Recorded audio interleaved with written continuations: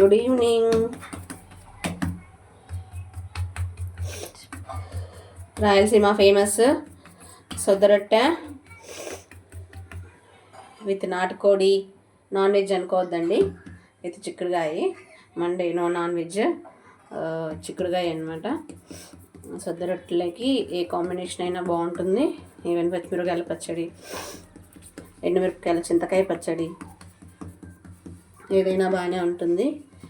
This is my సొద్దరొట్టె, our favourite.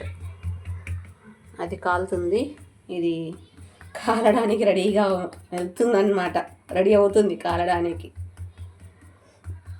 మన పెద్దవాళ్ళు తిన్నటువంటి సొద్ద రొట్టెలు, జొన్న రొట్టెలు. అందుకని వాళ్ళు స్ట్రాంగ్గా ఉన్నారు. Even though I'm also strong. ఎందుకంటారా, నాకు ఇప్పుడు ఉండే జనరేషన్ అంటే 90s కిడ్స్ చూసిన దాన్ని, ఎండ తగలకుండా ఉండే వాళ్ళు ఎట్లున్నారు ఏంటి అనేది చూస్తే even though I'm also strong అనిపిస్తుంది. బికాజ్ చిన్నప్పటి నుంచి మేము ఈ సొద్ద రొట్టెలు, జొన్న రొట్టెలు, ఎండలో తిరగడము ఇవంతా చేస్తున్నాం కాబట్టి మేము కూడా కొంచెం స్ట్రాంగే, ఇమ్యూనిటీ పవర్ ఉంది. We can manage. ఏదైనా చిన్నది వచ్చినట్టు మన ఇంజక్షన్లు, ట్యాబ్లెట్ల జోలికి పోకుండా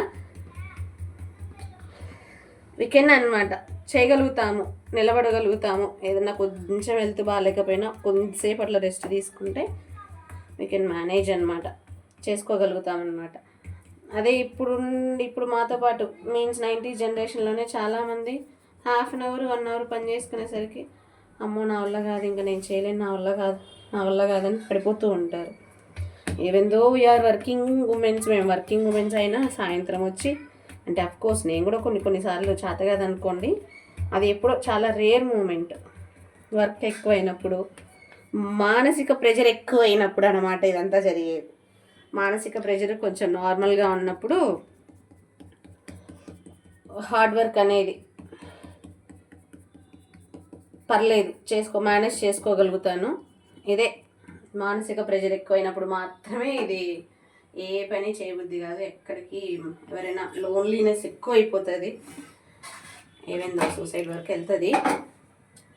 అంత పిచ్చి పిచ్చి ఆలోచనలు వచ్చేస్తాయి ప్రతి చిన్నదానికి. బట్ మానసికంగా కొంచెం స్ట్రాంగ్గా ఉన్నప్పుడు ఈ పై పనులు, ఈ చిన్న పనులు అనేవి పెద్ద ప్రాబ్లం ఏం కాదు. పెద్ద వర్క్ ప్రెషర్ అనిపించదు నాకు. బట్ ఎనీవే, నేనైతే ఎలా అమ్మమ్మలు, తాతయ్యలతో ఉన్నాను, లైక్ తిన్నాను, నా పిల్లలకు కూడా సేమ్ అలాగనే ఉండాలి అని బలవంతంగా. మా వాడైతే అస్సలు తినడు మా వాడు. నేనే కొంచెం అలవాటు చేసి ఇప్పుడు పర్వాలా, సొద్ద రొట్టె అంటే ఉట్టిదే తింటాడు. బాగా నాన్ వెజ్కి బాగా అలవాటు పడ్డాడు. ఈ సొద్ద రొట్టెతో చేసేసాను, ఇది అయిపోయింది. ఇంకా రొట్టె వేసి కూర వేసి కలిపి పెట్టాలన్నమాట. Thank you. సబ్స్క్రైబ్.